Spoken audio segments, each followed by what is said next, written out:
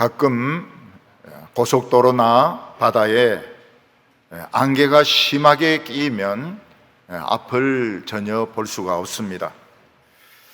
그럴 때 차들이 서로 추돌을 하거나 백길이 충돌을 할 때가 많이 있습니다. 아마 안개가 낀 고속도로에서 제일 많은 그 추돌 사고가 일어난 것은 그 서해안 영종도 앞에 추돌 사고일 것입니다. 그때 영종도 부근에 고속도로에 안개가 심하게 끼었는데 그때 차들은 평소와 같이 생각하고 달리다가 맨 앞에 차가 멈추니까 그 다음 차가 들이받고 그 다음 차가 들이받고 또 버스도 들이받고 그래서 백중추돌이 난 적이 있었습니다. 자동차가 그렇게 추돌을 많이 함으로써 여러 사람이 죽었고 그리고 많이 다치게 되었습니다. 그리고 찌그러진 이 100대 이상의 자동차와 버스를 치우는 일이 아주 혼란스러운 그런 일이었습니다. 한때 우리나라 서해안에 안개가 많이 끼는 바람에 이 바지선과 유조선이 충돌한 적이 있었습니다. 그때 유조선에서 흘러나온 기름이 서해안을 다 오염을 시켰습니다. 사고가 난 순간은 잠깐인데 그 기름을 치우는 데는 20년, 30년 걸린다고 사람들 이야기를 했습니다. 그러나 우리나라 사람들은 용감해가지고 전부 발벗고 나서서 장화를 신고 고무장갑 끼고 그 바위에 있는 그 기름들을 전부 다 닦아내고 기름에 젖은 모래를 퍼내고 또 바다에 있는 그 기름을 제거를 했습니다. 우리 교회도 디모데 청년들이 가서 닦고 치우고 하는 일을 하고 돌아온 적이 있습니다.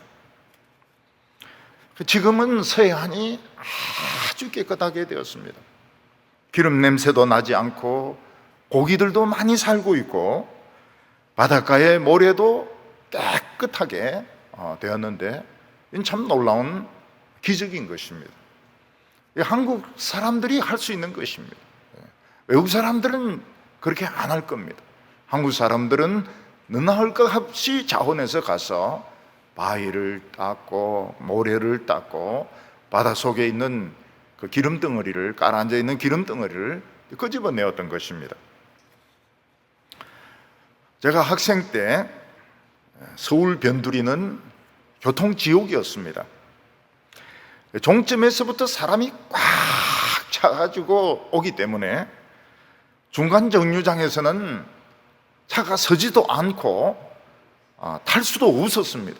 그래도 다른 교통수단이 없었기 때문에 기다리는 수밖에 없었습니다. 그러면 운전수가 재주를 부리는데 한번 차를 왼쪽으로 한번 휘청하면 사람들이 이제 왼쪽으로 쏠리게 되니까 틈이 조금 생기는 겁니다. 그러면 이제 그 사이로 이제 차장이 문을 열면 우리는 또 올라타고 차장은 차에 막 매달려 가지고 겨우 이제 문을 닫고 이러면서 매일 그게 반복이 되었습니다. 근데 하루는 그 지역에 안개가 끼었는데 저는 안개가 그렇게 심하게 낀 것은 그때 처음 봤습니다. 얼마나 안개가 짙은지 바로 눈앞이 보이지 않았습니다. 사람들이 버스 안에는 꽉 차 있는데 버스는 갈 수가 없었습니다. 앞이 전혀 안 보이니까요. 그때 용감한 사람 하나가 버스에서 탁 내리더니 잠바를 벗고 막 돌리면서 뛰는 겁니다. 운전수는 그 사람 잠바만 보고 이제 따라가는 거예요. 제가 생각하기에 그 사람은 한 8km 정도 뛴 것 같습니다. 그리고 그 가는 도중에는 좀 이렇게 경사진 고개도 있었습니다. 이 사람은 막 쉬지 않고 8km를 뛰었는데 결국은 안개가 없는 지역으로 가가지고 다 무사히 출근을 할 수 있었습니다. 사람들은 그 사람이 누군지 생각도 못했습니다. 왜냐하면 다 출근하고 학교 가기에 바빴기 때문에 누가 그 영웅이었는지, 누가 그 우통을 벗고 막 잠바를 돌리면서 달렸는지 아무도 생각을 못했습니다. 근데 저는 그 시간이 지날수록 그분이 참 훌륭한 분이었구나, 그분이 참 큰 희생을 했구나, 그런 고마운 마음을 가지게 되었습니다. 서해안에서 영종도에서 백중추도를 할 때도 누군가 저 앞에 가서 차를 막 세우면 백중추도까지는 안 되는 겁니다. 근데 사람들이 막 정신이 없어가지고 막 다치고 피 흘리고 뭐 이러니까 아무도 차를 세우는 사람이 없어서 오면 충돌하고 오면 충돌하고 오면 충돌하고 100대나 충돌을 했던 것입니다. 로마 제국은 아주 위대한 나라였습니다. 나중에는 도덕적으로 타락하고 또 사람들을 함부로 죽이고 또 크리스찬들을 핍박하면서 로마가 망하게 됩니다. 근데 로마는 망하는데 서서히 몇백 년에 걸쳐서 그렇게 망하게 됩니다. 마치 큰 독사를 막 짝대기로 죽이려고 하면 도로 막 물려고 하고 아무리 때리도 잘 안 죽고 그러다가 나중에 겨우 죽는 것처럼 로마는 아주 긴 시간에 걸쳐서 서서히 망해갔습니다. 로마 제국이 언제부터 멸망했는가? 에드워드 기번이 로마 세망사라는 책을 썼는데 아우렐리우스의 아들 호모두스부터 망하기 시작했다. 그 명상록을 쓴 아우렐리우스 아들 게망난이 호모두스부터 로마는 멸망하기 시작했다. 그러면서 그 사람이 내린 결론이 무엇인가 하면 그전에는 왕들이 다 전쟁터에 가서 싸우면서 전투를 했기 때문에 자식이 없었습니다. 그래서 입양을 해서 자식을 두었는데 입양한 자식들은 좀 똑똑했습니다. 근데 아우렐리우스에는 아들이 있었습니다. 그래서 이 아들을 왕으로 세웠더니 막 검투사하고 경기나 하고 사람들 마음대로 죽이고 이러면서 이 사람도 암살을 당합니다. 근데 저는 기본하고 생각이 좀 다릅니다. 저는 언제부터 로마가 멸망하기 시작했는가? 네로 때부터라고 생각합니다. 이 네로가 자기 어머니를 죽인 후에는 완전히 그 광기에 사로잡히게 됩니다. 그리고 로마가 불타면서 기독교인들을 잡아서 사자밥이 되게 하고 불에 태워 죽이고 그리고 십자가에 못 박아 죽이고 이렇게 했는데 한 1000명 정도 죽은 것 같아요. 결국 네로는 자살을 합니다. 네로가 죽고 난 뒤에 1년 동안 황제가 4번이나 바뀌게 됩니다. 이 사람이 왕이 되면 다음 사람이 또 다른 사람이 또 왕이라고 주장하고 또 서로 싸워서 죽이고 또 왕이 또 새로 나타나고 또 죽이고 이러면서 1년 동안에 로마 황제가 4명이 바뀌게 됩니다. 내랑기를 쓴 타키투스의 글을 읽어보면 그때 로마가 얼마나 혼란스러웠는가, 사람들이 얼마나 그 많은 고통을 받았는가 하는 것을 아주 자세하게 내랑기에 적어 놓은 것을 볼 수가 있습니다. 베스피아누스가 황제가 되면서 유대 지방의 총독으로 가 있던 베스피아누스가 황제가 되면서 정치는 좀 안정이 됩니다. 근데 베스피아누스와 그 아들 타이투스, 디도라고 하기도 하는데, 타이투스가 예루살렘을 공격하고 베스피아누스가 황제가 되기 전에 타이투스는 예루살렘을 함락을 시킵니다. 거기서 110만 명이 죽고 20만 명이 로마로 끌려가서 콜로세움을 짓게 됩니다. 그게 보통 적은 일이 아니죠. 그리고 타이투스는 로마인들에게는 잘한다고 했다고 그래요. 그렇지만은 그는 이미 유대인들 110만 명을 죽였고, 그리고 그때 그 화산이 베스피아누스 그 화산이 폭발하면서 폼페이가 멸망을 당하게 됩니다. 그리고 로마가 또다시 불이 나가지고 불에 타게 됩니다. 그리고 전염병이 퍼지게 됩니다. 그래서 타이투스는 2년 왕노릇하다가 죽습니다. 전염병에 걸려서 죽습니다. 유대인들은 아마 그 생각을 했을 겁니다.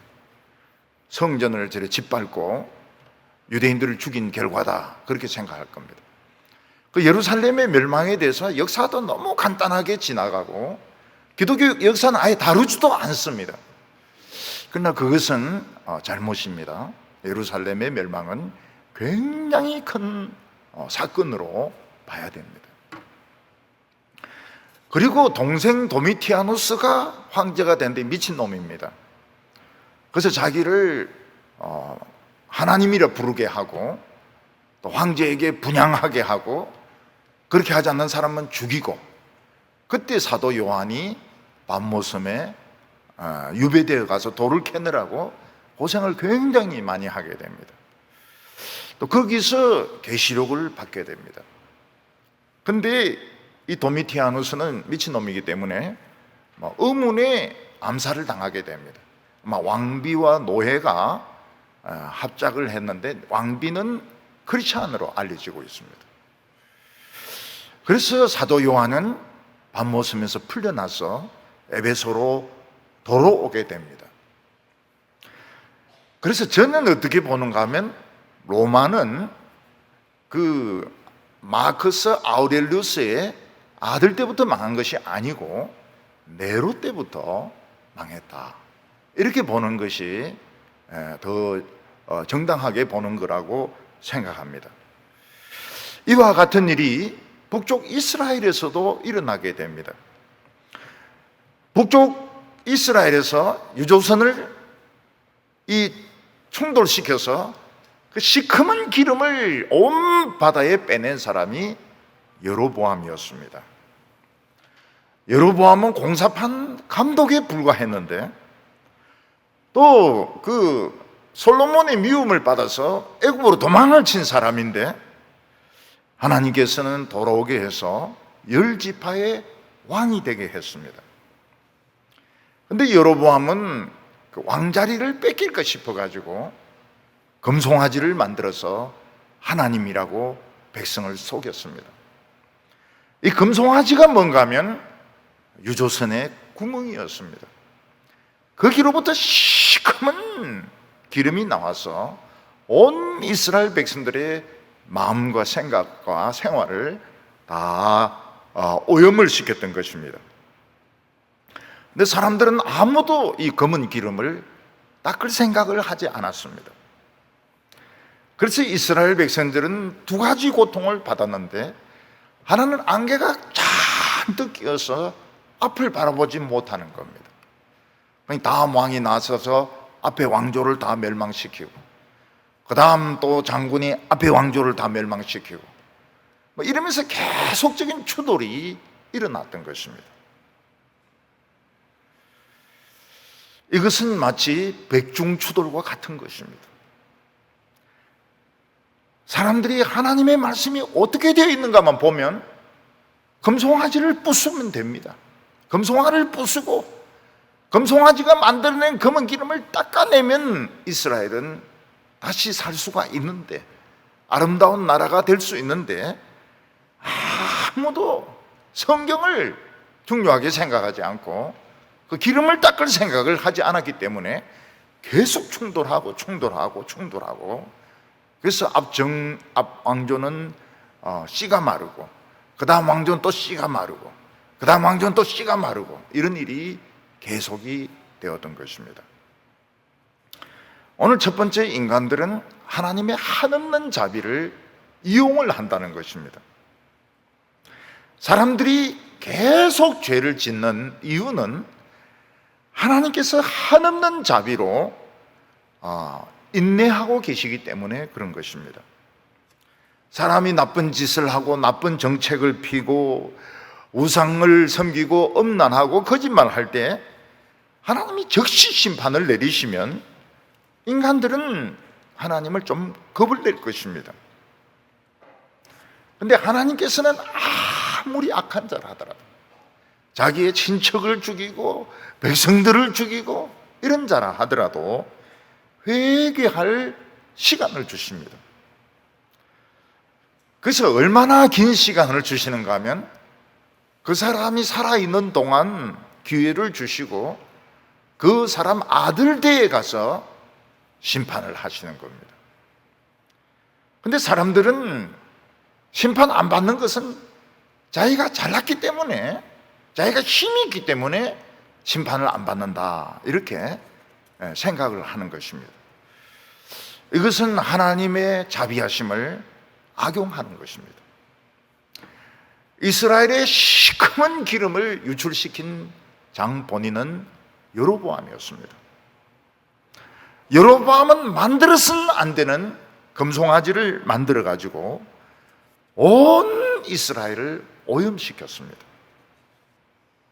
이스라엘을 바다에 비유하면 바다 속에도 기름 덩어리가 가라앉아 있고 모든 바위나 모래가 다 검은 기름으로 오염된 상태고 물고기도 살 수 없고 거기는 뭐 어떤 생물도 살 수 없는 그런 죽음의 바다였던 것입니다.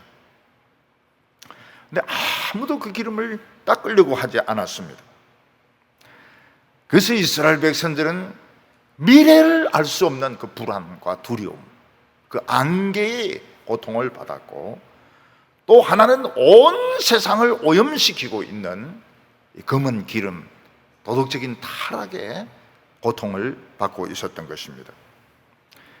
하나님은 아이야라고 하는 늙은 선지자를 통해서 여로보암에게 경고를 했습니다. 나는 너를 정말 보잘것없는 봉사판에서 왕으로 세웠는데 너는 금송아지를 만들어서 백성들을 타락을 시켰다. 그래서 너와 너 가족과 친척들은 전부 깡그리 멸망을 할 텐데, 들에서 죽은 자는 새가 그 시체를 뜯어먹고 성 안에서 죽은 자는 개가 그 시체를 뜯어먹을 것이라고 예언을 했습니다. 그런데 여로보암은 그 말을 신뢰하지 않았습니다. 말씀은 그냥 말씀 아닙니까? 늙은 선지자, 앞도 보지 못하고 언제 죽을지도 모르는 이 늙은 선지자의 말을 왜 믿어야 됩니까? 그래서 여로보암은 아야가 하는 말을 신뢰하지 않았던 것입니다. 여로보암의 부인이 성에 들어갈 때 아이가 죽는 것을 통해서 하나님께서 표적을 보여주셨지만은 오히려 여로보암은 더 하나님께 대하여 반항적이었습니다. 오늘 우리는 마찬가지입니다. 설교는 그냥 목사님의 생각 아닙니까? 목사님이 이 책 저 책 보고 그냥 설교하는 거 아닙니까? 자기 하고 싶은 말을 하는 거 아닙니까? 성경은 아주 오래된 책이기 때문에 성경을 오늘 시대에 적용한다는 건 말도 안 된다고. 말도 안 된다. 하나의 교양 고전으로 봐야지 어떻게 이것을 오늘 시대에 적용을 시킬 수 있느냐고 사람들은 생각을 합니다. 그 성경을 사기는 삽니다. 그러나 읽지는 않습니다. 근데 하나님께서는 자비로우셔서 그 여로보암이 살아있는 동안 심판하시지 않습니다. 여로보암은 죽고 여로보암의 아들 나답이 왕이 되었을 때 딱 2년 왕노릇하고 하나님의 심판이 임합니다. 나답이 왕이 되었을 때 그때 바사라는 신하가 있었는데 바사라는 신하가 반란을 일으켰습니다. 바사는 선지자가 말한 그대로 여로보암의 자손들, 바사의 자식들, 자꾸 씨라는 씨는 다 없었습니다. 한 사람도 남겨놓지 않고 다 죽었습니다. 이것은 여로보암이 하나님 말씀을 우연이라고 생각한 것입니다. 참 우연히 나에게 맞는 말씀이 있구나. 선지자가 이야기하는 것은 선지자 개인의 생각이야. 설마 선지자의 말대로 되겠느냐. 설마라고 하다가 여로보암의 자손들은 씨가 다 마르게 됩니다. 종들과 종들의 자식까지 다 죽게 됩니다. 왜냐하면 그가 금송아지를 만들어서 이 시커먼 기름을 이스라엘에 퍼뜨렸기 때문입니다. 사람들은 자기 자손들이 잘 되기를 원합니다. 자기의 손자 손녀들이 성공하기를 원합니다. 멋진 결혼을 하고 부자가 되고 훌륭한 사람이 되기를 원합니다. 그렇게 되려고 하면 먼저 부모가 하나님의 말씀을 두려워해야 됩니다. 하나님은 모세에게 십계명을 주면서 나를 사랑하고 내 계명을 지키는 자는 자손 1000대까지 복을 주시겠다고 말씀하셨습니다. 그래서 우리는 자손 1000대까지 복을 받을 줄 믿어야 됩니다. 그런데 나를 무시하고 하나님의 말씀을 무시하고 우상을 만들어서 하나님을 노엽게 하는 자는 하나님이 3, 4대까지 씨를 말리겠다고 말씀하셨던 것입니다. 그래서 바사는 여로보암의 아들 엘라를 죽이고 씨를 말리고 자기가 왕이 되었습니다. 자기가 왕이 되었으면 왜 나답이 죽었고 여로보암의 씨를 왜 자기가 다 말려버렸는지 알아야 됩니다. 그러나 이 바사의 머리에는 안개가 꽉 끼어 있었습니다. 그래서 하나님의 선지자가 나타나서 바사를 책망을 했습니다. 그 사람은 하나님의 아들 예후인데 나중에 이스라엘의 왕이 된 예후가 있습니다. 그 사람과는 다른 사람입니다. 이 사람은 선지자 예후고 나중에 아주 난폭한 왕 예후가 나타나서 또 씨를 말리는 사람이 있습니다. 그 다른 사람입니다. 예후는 바사를 책망을 했습니다.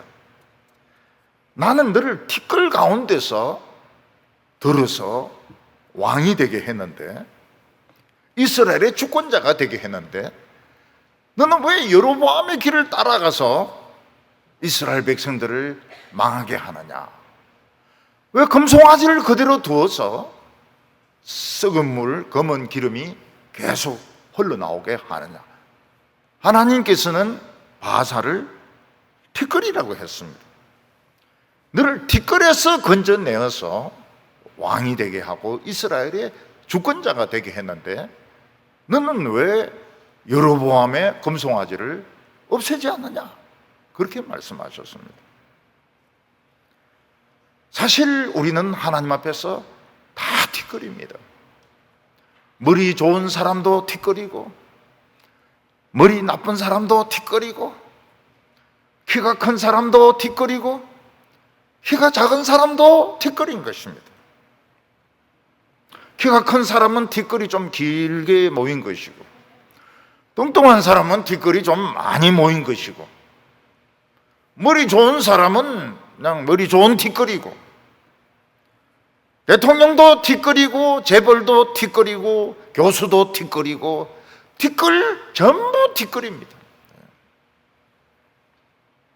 전혀 별 볼 일 없는 티끌들을 하나님께서 돈을 주시고 권력을 주시고 학식을 주시니까 사람들이 하나님을 우습게 하는 것입니다. 자기가 신인 줄 알고요.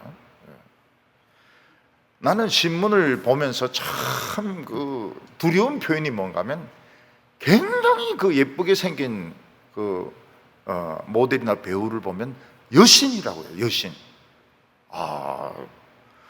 여신이면 변소를 가지 말아야죠. 감기에 걸리지 말아야죠. 여신이면 스카트 입을 필요가 없죠.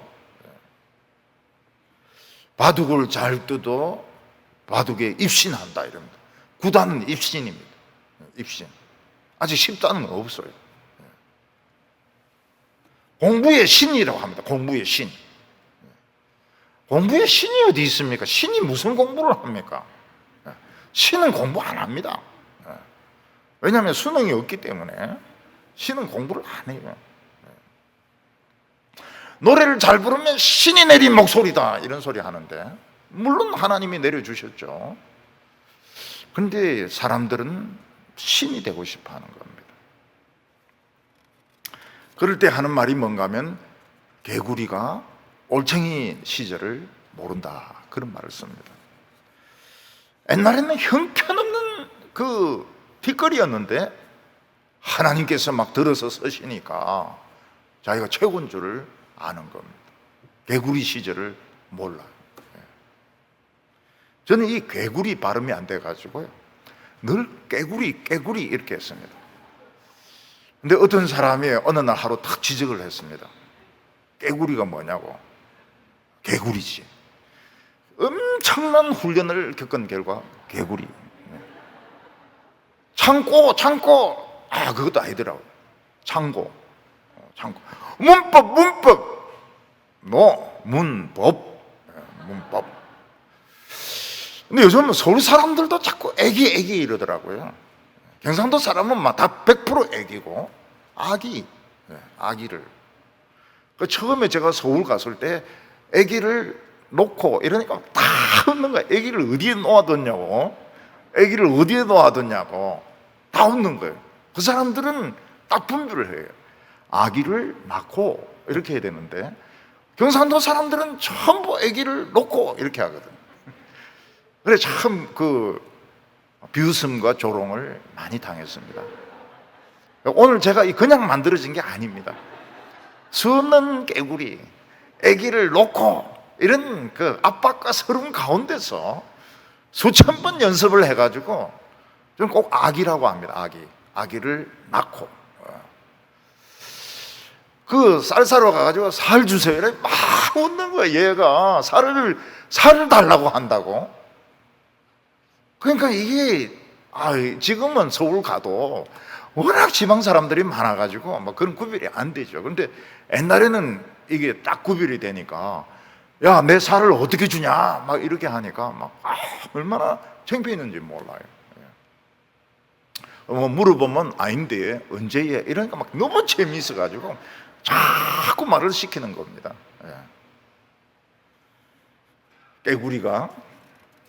개구리가 올챙이 시절을 모르는 겁니다.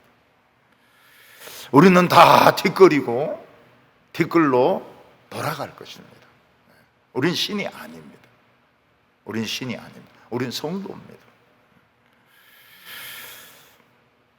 안개는 끼어 있고 바다는 기름으로 덮여 있고, 이때 해야 될 것이 무엇입니까? 참 묵묵하게 기름을 닦아내는 것입니다.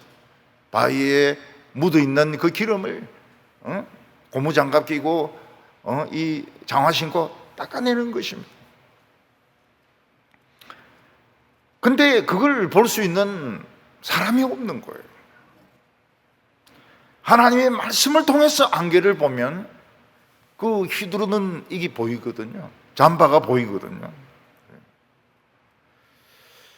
기름 덩어리를 닦아내야 되는데 아무도 알아주지도 않고 그 냄새나고 구질구질한 일은 아무도 안 하려고 하는 것입니다. 이때 블레셋은 기브돈이라는 블레셋 도시를 침공을 하는데,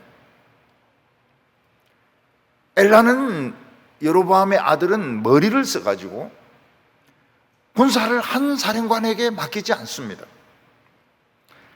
두 사령관에게 나누어서 맡기는데 한 사람은 시므리고 한 사람은 오므리입니다. 꼭 쌍둥이 형제 같죠?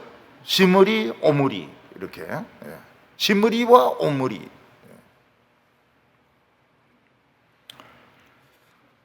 시므리는 보니까 왕궁을 지키고 있고 오므리는 블레셋을 공격하고 있습니다. 시므리가 가만히 보니까 군인들은 지금 땀을 뻘뻘 흘리면서 막 공격을 하고 있는데 엘라 왕은 왕궁에서 술에 취해 있는 것입니다.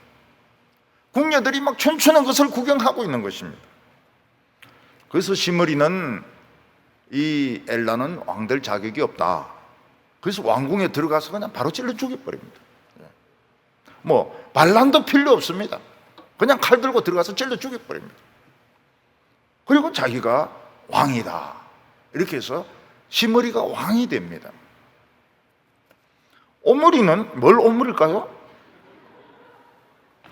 오므리는 자기는 지금 죽으라고 전쟁하고 있는데 이 시므리는 후방에서 그냥 왕 죽이고 왕 돼버리는 겁니다.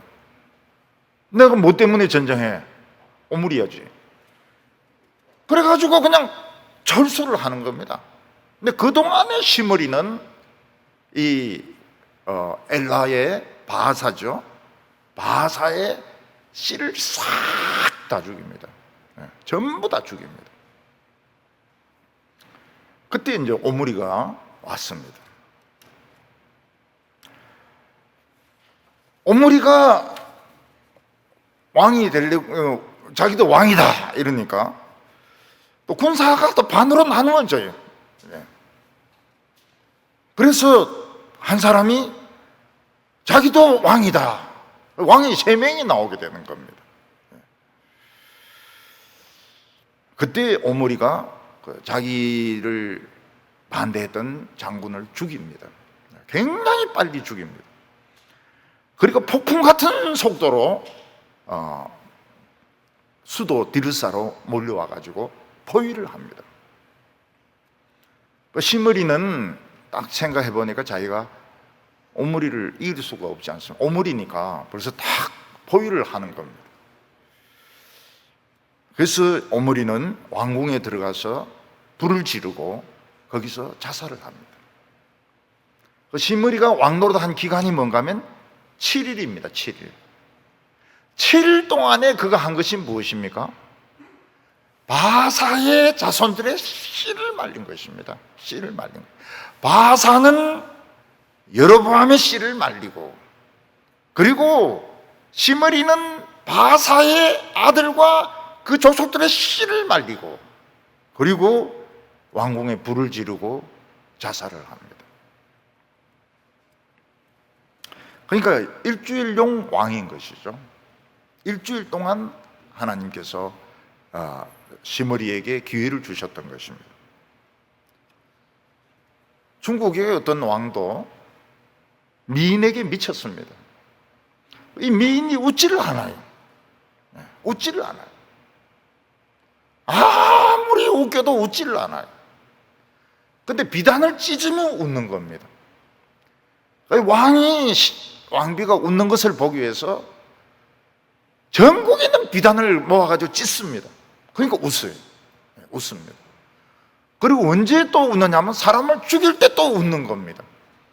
그래서 막 죄수들을 막 이 뜨거운 이 철봉 위를 지나가게 해서 떨어져 죽게 하고 이러면 웃는 거예요. 왕은 그 왕비인데 빠져가지고 전국에 있는 비단을 다 찢어버리고 뭐 신하나 많은 사람들을 죽이고 주지육림을 만들었습니다. 주지육림.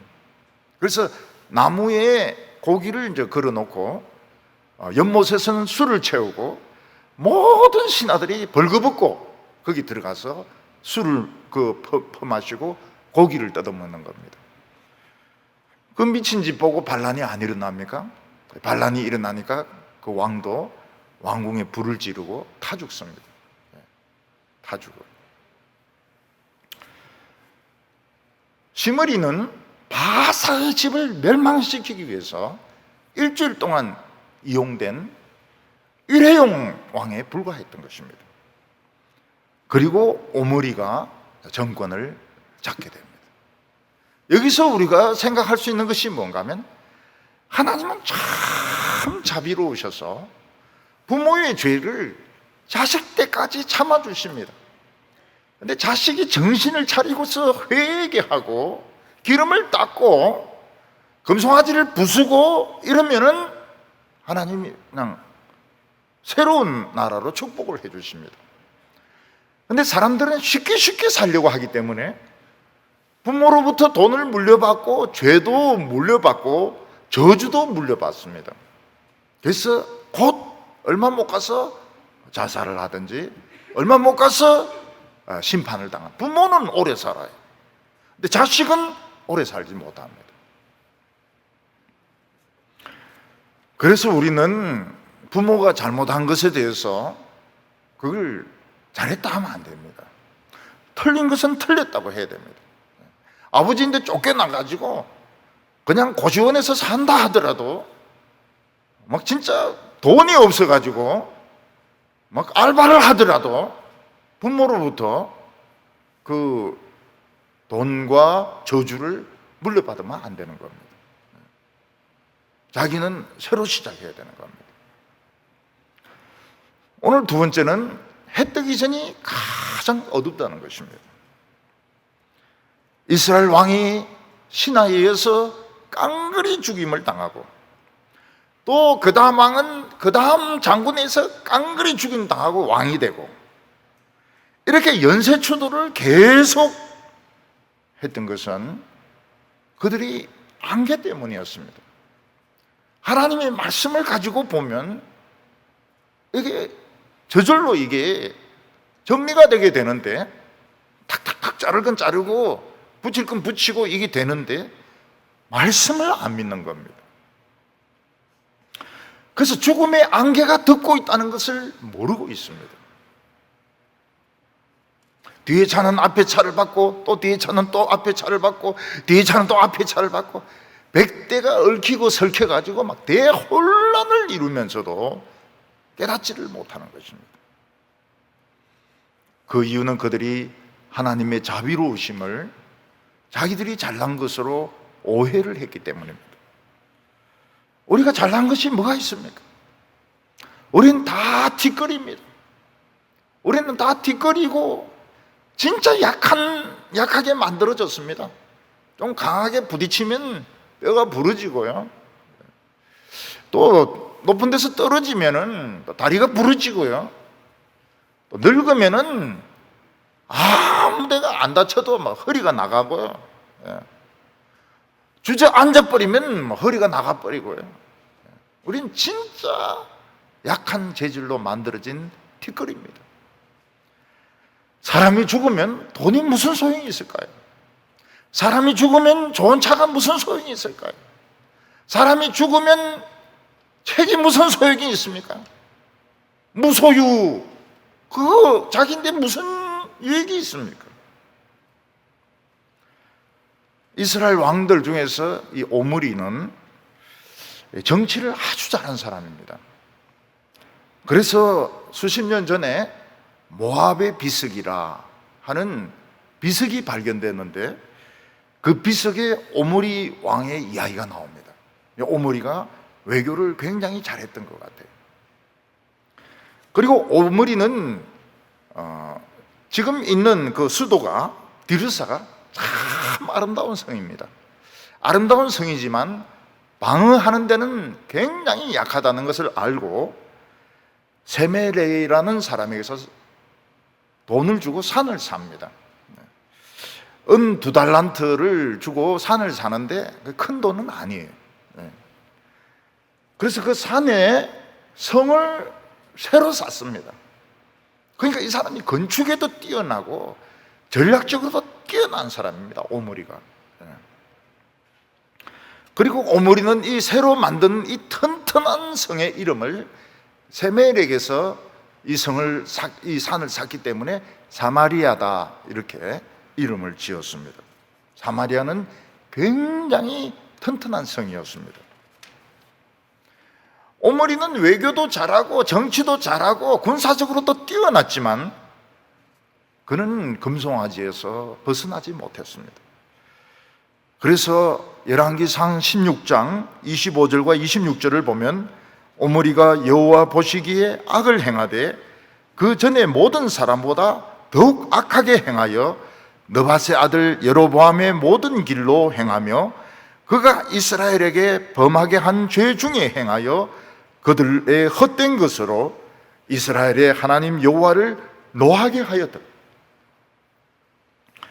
여로보암부터 오므리까지 이스라엘이 가장 절망적이고 어두운 시기였습니다.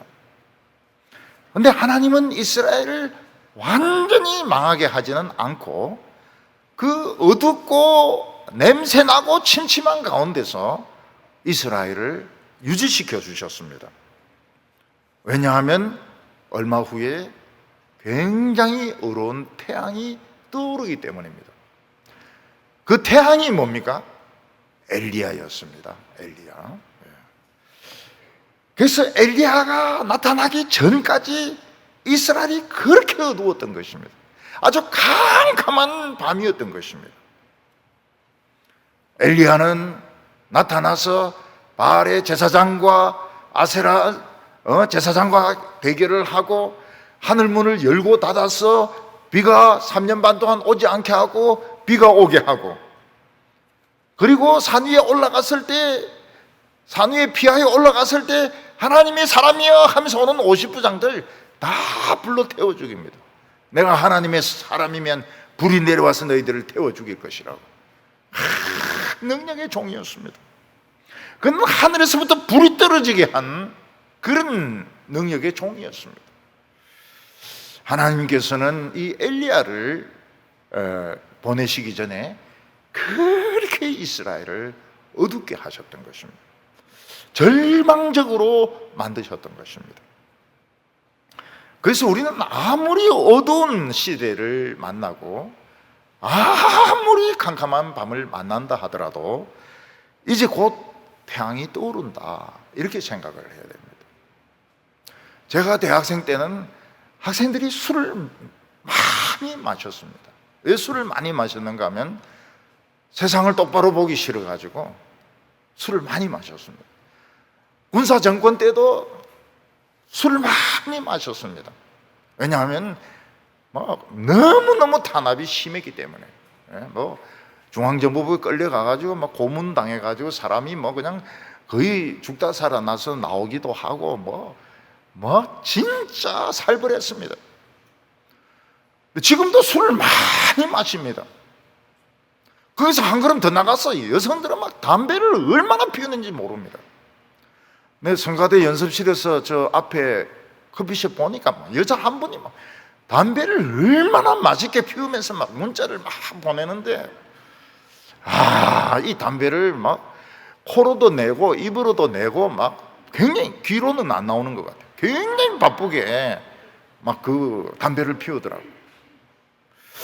이 사람들은 독재도 아닌데, 유신도 아니고 독재도 아닌데 왜 그래 술을 많이 마시는가, 이해가 안 되는 겁니다. 우리는 절망해할 필요가 없습니다. 어두운 때일수록 태양이 찬란하게 떠오릅니다. 그래서 참아야 됩니다.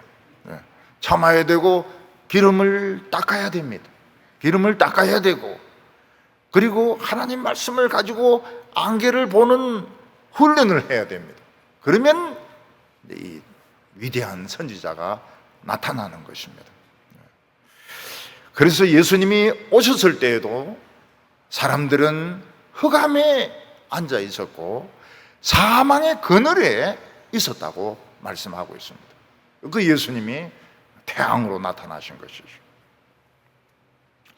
그러나 이스라엘 백성들은 하나님 말씀을 너무 업신여겼습니다. 얼마나 업신여겼는가 하면 하나님의 말씀을 내놓고 반항을 했습니다. 하나님은 여호수아를 통해서 여리고를 멸망시키면서 여리고를 영원히 저주한다. 누구든지 이 여리고를 재건하는 사람은 성틀을 닦을 때 맏아들이 죽을 것이고, 성문을 달 때, 완성해서 성문을 달 때 막내 아들을 잃게 될 것이다. 그렇게 예언을 했습니다. 근데 이스라엘 백성은 이미 수백 년이 지났으니까 그 말씀이 무슨 효력이 있겠습니까? 그래서 히엘이란 사람은 아예 그냥 내놓고 그 성을 재건을 했습니다. 34절에 보면 그 시대에 베델 사람 히엘이 여리고를 건축하였는데 그가 터를 쌓을 때 맏아들 아비람을 잃고 그 성문을 세울 때에 막내 아들 스굽을 잃었으니 여호와께서 눈의 아들 요수아를 통하여 하신 말씀과 같이 되었더라. 여기서 놀라운 것이 뭔가 하면 하나님의 말씀은 수백 년 지나도 그대로 이루어지는 겁니다. 원래 여리고는 기후가 좋고 야자수가 많은 그런 도시였습니다. 여호수아가 여리고를 파괴하고 난 뒤에 오랫동안 폐허로 남아 있었습니다. 그 이유는 하나님의 저주의 말씀이 있었기 때문입니다. 근데 히엘이라는 사람은 세월이 많이 흘렀다. 그리고 이 여리고를 개발하면 그냥 수양지로서 떼돈을 벌 수 있다. 여기가 얼마나 휴양하기 좋은 곳이냐. 햇빛은 쨍쨍, 모래알은 반짝, 그리고 막 야자수는 막 우거지고, 여기에 텐트 치고 여기에 침대 갖다 놓고 풀장 만들면 떼돈을 번다. 그래서 여리고를 건축을 합니다. 터를 닦는데 큰아들이 죽는 거예요. 이게 뭐 우연이겠지. 성을 완성을 했습니다. 이야, 기쁘다. 성문을 딱 닫습니다. 성문을 만들어 다는데 막내 아들이 딱 죽습니다. 그는 돈은 벌었지만 자식들을 잃었습니다. 이 세상에 이런 말씀이 어디 있습니까? 이 세상에 하나님께서 씨를 말린다고 하는데 한 대를 넘어서 심판하는 이런 하나님이십니다. 그래서 죄를 지은 사람이 편안하게 죽는다 해가지고 절대로 하나님이 없다고 생각하면 안 됩니다. 그 아들에 대해서 완전히 하나님은 씨를 말려버리는 겁니다. 그래서 우리는 예수를 믿어도 철저하게 믿어야 됩니다. 철저하게 믿어야 돼요. 부모로부터 저주를 물려받으면 안 됩니다. 저도 아기를 낳았을 때 아버지가 이제 보통 이름을 짓지 않습니까? 아버지가 이름을 짓거든요. 아버지가 굉장히 좋아했던 배우가 김지미라. 그래서 그 전부 진짜 돌림입니다, 진짜. 그리고 진짜 김지미도 하나 있어요, 애들 중에서. 근데 저는 거부했습니다. 거부했어요. 우리는 신앙적으로 이름을 짓는다. 그래서 눈을 들어 산을 봐라. 도움이 어디서 오나. 그래서 볼시자 언덕현자 시현 그래가지고 우리가 이름 지어버리니까 김지미가 들어올 틈이 없는 겁니다. 이런 말씀이 어디에 있습니까? 저는 그걸 물려받는 것을 굉장히 싫어했어요. 그래서 아버지가 뭐 어떤 일을 하셨는지 그 설교 때 말 안 합니다. 아마 끝까지 말 안 할 겁니다. 나하고는 상관이 없으니까. 저는 고아와 같이 우리 어머니 신앙은 물려받았고 하나님은 한 대 지나서 씨를 말려버립니다. 그래서 조심해야 돼요. 악인의 자식들은 조심해야 됩니다. 씨가 마를 수가 있습니다. 여리고를 재건하면 터를 닦을 때 큰아들이 죽을 것이요 성문을 닦을 때 막내 아들이 죽을 것이라 그대로 돼버리는 겁니다. 하나님의 말씀은 수백 년, 수천 년, 수만 년 지나도 그대로 효력이 나타납니다. 단지 우리가 그 뜻을 잘 모르고 우리에게 적용을 잘 못 시켜서 그런 것입니다. 그래서 성경에서 참 은혜스러운 말씀 나오면 그냥 무조건 내 것이라고 막 그냥 가지시기 바랍니다. 나에게 주시는 말씀이다. 아멘, 할렐루야. 나쁜 말씀은 원수들에게 적용을 시키는 겁니다. 이 세상의 더러운 기름 덩어리, 그거는 닦으면서 죄의 덩어리는 안 닦습니다. 은폐를 시켜요. 은폐를. 밑에 얼마나 많은 기름이 지금 깔아앉아 있는지 모릅니다. 지금. 그래서 이제 그 옛날에 검사하던 친구를 뭐 우연히 만나가지고 물어보니까 못 캔다는 거예요. 캐면 이게 위에까지 올라가기 때문에 나라 망한다는 거예요. 그래서 검사가 하는 역할은 쪼무레기들 잡아넣고 그냥 묻어버린다는 거예요.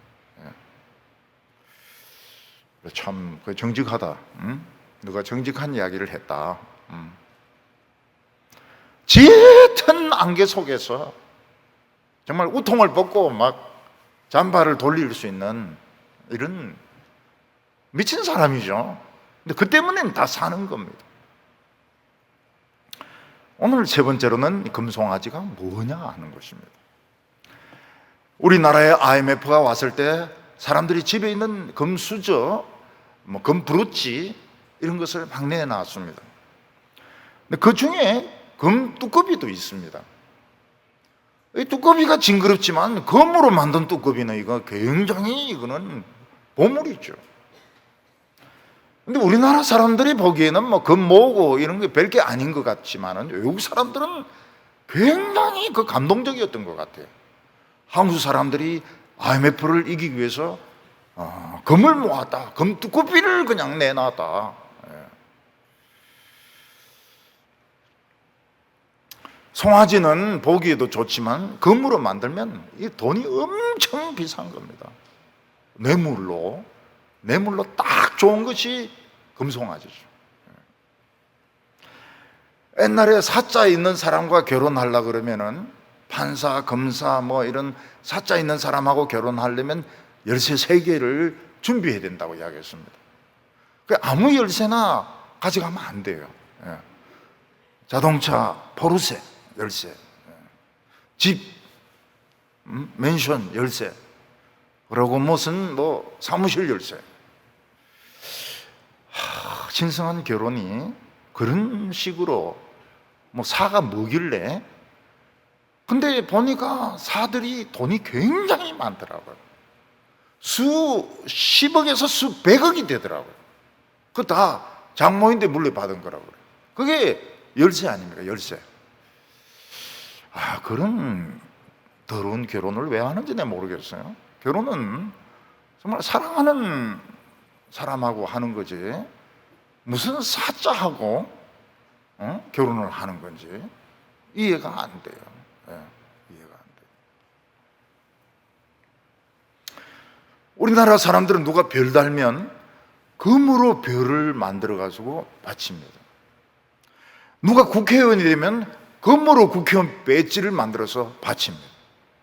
금을 참 좋아하는 것 같아요.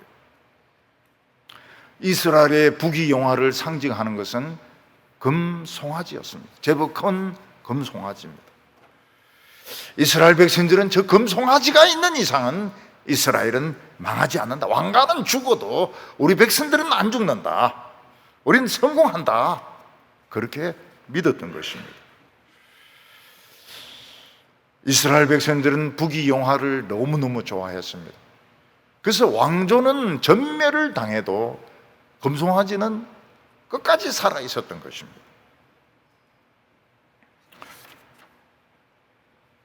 이스라엘 백성들은 금송아지가 복을 주는 하나님이라고 믿었습니다. 근데 하나님이 제일 싫어하는 것이 금송아지였습니다. 왜 이런 차이가 납니까? 이스라엘 백성들은 금송아지를 보면서 부자가 될 것을 꿈꾸는데 하나님은 금송아지를 보면 너무너무 싫어하시는 거예요. 그것은 이스라엘 백성들의 심장이 기름범벅이 되어서 양심이 시커멓게 되어서 실체를 보지 못하기 때문에 그런 것입니다. 하나님은 얼마나 찬란한 분이십니까? 하나님은 얼마나 능력이 있는 분이십니까? 그분 앞에서 우리는 얼마나 미약한 존재입니까?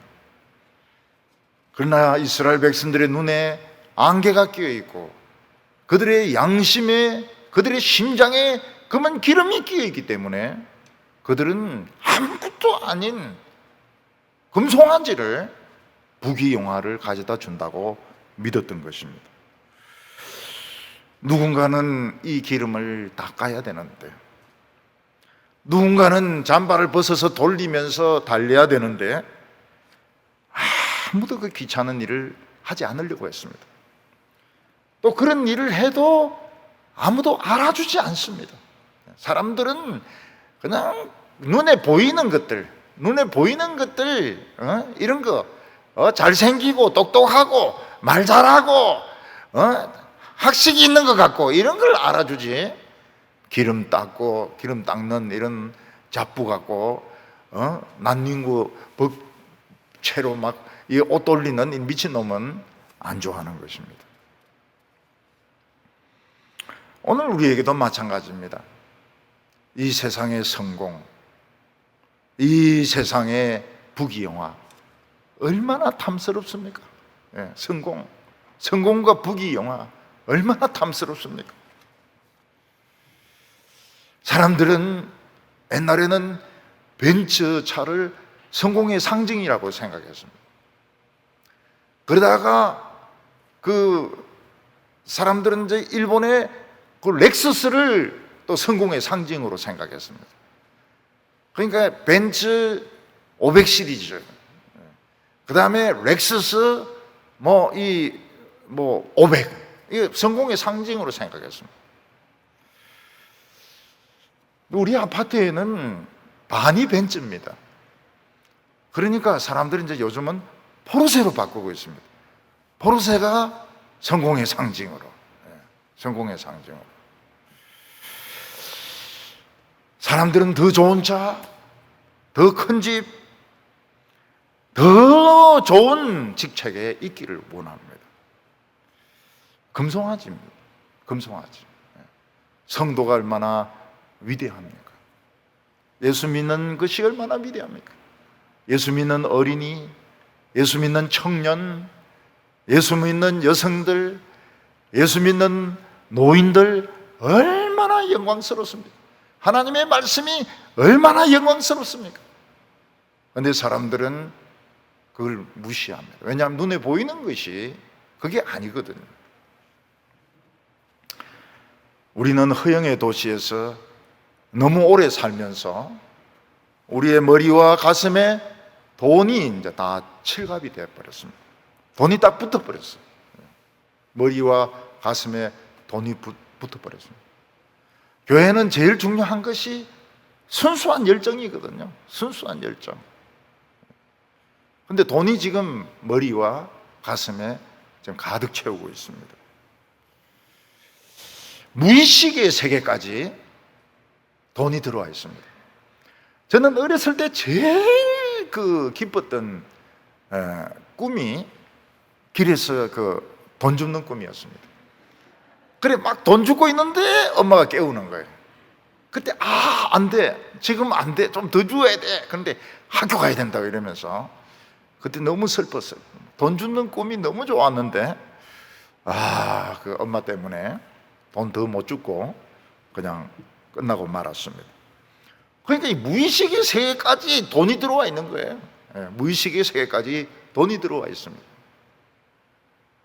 교인들이나 장로들이나 목사들 머릿속에는 헌금이 얼마나 들어오느냐, 그런 생각을 가지고 있는 거예요. 어떤 교회는 헌금이 안 들어와서 목사님 사례를 제대로 못 드렸습니다.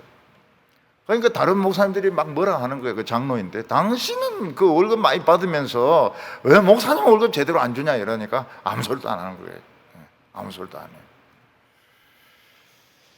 우리가 아프거나 죽으면 금송아지가 무슨 소용이 있을까요? 금송아지는 하나의 액세서리에 불과한 것입니다. 재미죠. 재미. 액세서리죠.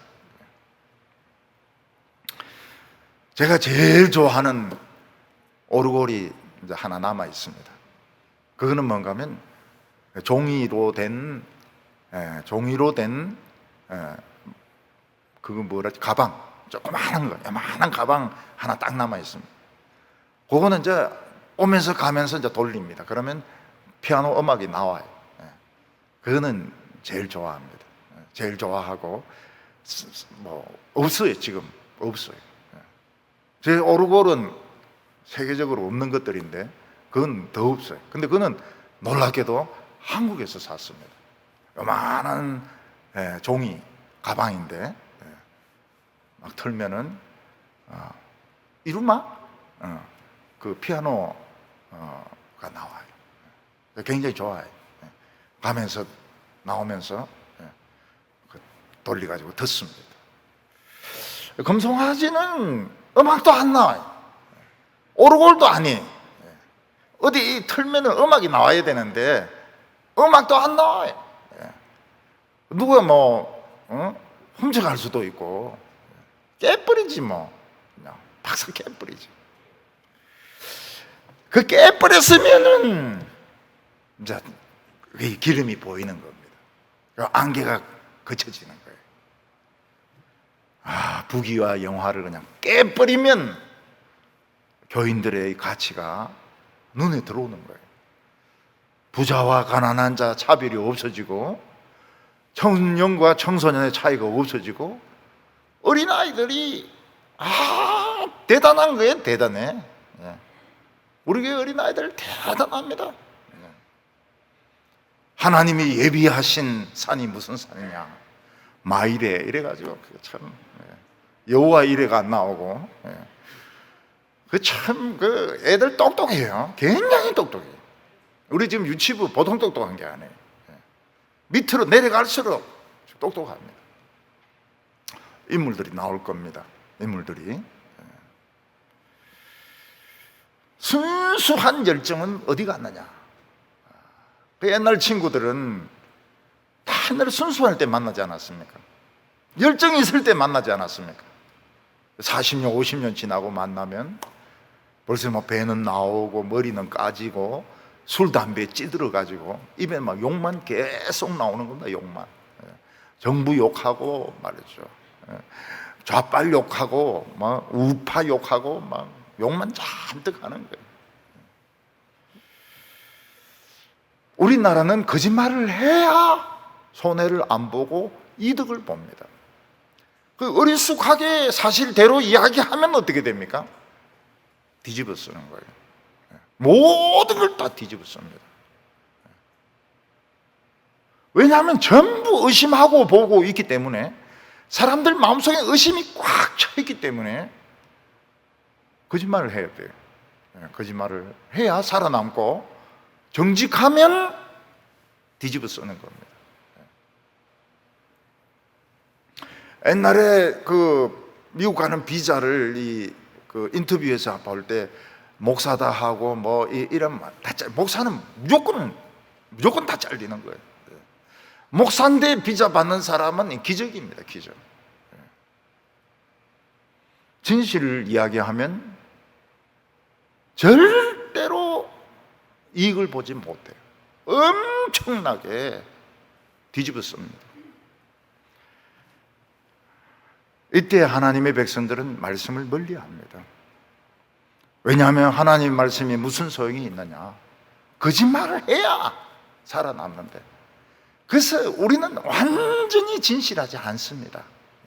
다 어느 정도 부부 사이에도 조금씩 거짓말합니다. 부부 사이에도 조금씩은 합니다. 나쁜 거짓말은 아니지만은 그래도 완전히 진실할 수가 없어요. 완전히 진실하면 막 부인이 막 덤벼드는데 어떻게 하려고 그래요? 우리는 저 불과 얼마 전까지 큰 교회에 교인들이 막 몇만 명씩 모여서 예배드리는 교회가 얼마나 부러워했는지 모릅니다. 그런 교회의 목사님은 연예인보다 더 높고 정치인보다 더 높았습니다. 대단했습니다. 근데 지금은 달라지게 되었습니다. 코로나가 바꿔버렸습니다. 그 큰 교회에 교인들이 2명씩 앉습니다. 2명씩. 나머지는 다 어디 갔습니까? 뭐 인터넷으로 듣는다 이러는데 우리 교인들은 인터넷으로 듣더라고요. 지금도 한 1000명 정도는 인터넷으로 들어요. 듣더라고요. 역시 그 저력은, 동부교회 저력은 없어지지 않습니다. 근데 그 몇만 명씩 모이는 교인들이 다 인터넷 설교를 듣는다고 볼 수 없어요. 이제는 그 큰 교회가 부담스러운 거예요. 유지가 안 되는 거예요. 부목사들 줄 월급이 없는 거예요. 여전도사들 줄 월급이 없는 거예요. 이제 사람들은 기독교의 본질이 무엇인가? 하나님은 살아계시는가? 오늘 하나님이 우리에게 말씀하시는가? 이런 것들을 생각하기 시작한 것입니다. 생각하기 시작했어요. 지금도 기적은 일어나고 있는가? 기도하면 병이 낫는가? 이거를 지금 생각하고 있습니다. 우리 교회의 그 민수라고 찬양 인도자는 참 열심히 있는 청년인데 오토바이 타고 가다가 막 차 밑에 깔려 들어가가지고 오토바이는 박살이 나고 멀쩡한 거예요. 근데 멀쩡한 게 아닙니다. 이 죽은 피가 돌기 때문에 등에 막 혹이 막 한 1년 지났나요? 이런 게 생겨가지고 지난주에 수술을 한다고 기도해달라고 기도하니까 혹이 작아져 버렸어요. 수술을 하기 전에 혹이 작아져 버렸어요. 아직도 기도가 통하는가? 저는 우리 교인들이 얼마나 기도 많이 합니까? 심장이 거의 다 나가요. 그 의사들이 놀랍게 생각합니다. 의사들이 원인을 알 수가 없는데 자욱한 이 심장이 내보고 묻더라고요. 요즘 상태가 어때요? 노말하다 그랬어요. 노말하다고, 정상적인 것 같다고. 그래서 원래는 시술 날짜가 정해져 있는데 그걸 미뤘습니다. 한 2달 정도로. 의사들은 의심이 많기 때문에 또 재발할까 싶어가지고 다음 주 월요일, 화요일은 이제 서울에 가가지고 하룻밤 자면서 뭐 검사하는 거 있어요. 자고 오면 돼. 자고 푹 자고 오면 됩니다. 우리는 세상의 성공과 하나님 말씀 사이에서 왔다 갔다 할 때가 많습니다. 근데 우리 앞에 어른들, 훌륭한 목사님들이 워낙 죄를 많이 지었어요. 거짓말을 너무 많이 했어요. 유명한 목사님들은 다 엉터리 설교를 했다고 봐야 됩니다. 그래서 지금 세대는 두드리 맞는 거예요. 잘못하면 씨를 말리는 수가 있습니다. 우리는 그걸 조심해야 됩니다. 우리 앞에 세대가, 우리 앞에 목사님들, 장로님들이 너무 비성경적이었어요. 말로는 성경적이고 칼빈주의적이고 막 이렇게 했는데 너무너무 비성경적인 세상의 영광을 많이 구했습니다. 지금 우리 청년들이나 우리 지금 성도들이 정신 안 차리면 씨가 마릅니다. 교회의 씨가 말라버려요. 교회의 문을 닫아야 되는 겁니다. 하나님이 오래 기다려 주셨어요. 저는 참 이 하나님이 우리를 버리시는가 생각할 정도로, 그럴 정도로 진짜 참 생각을 했습니다. 근데 하나님이 아직은 보고 계세요. 우리 성도들이 참 순수하게 믿는 새신자들입니다. 되게 새신자들. 믿는 직분자의 자녀들은 이미 세상으로 갔어요.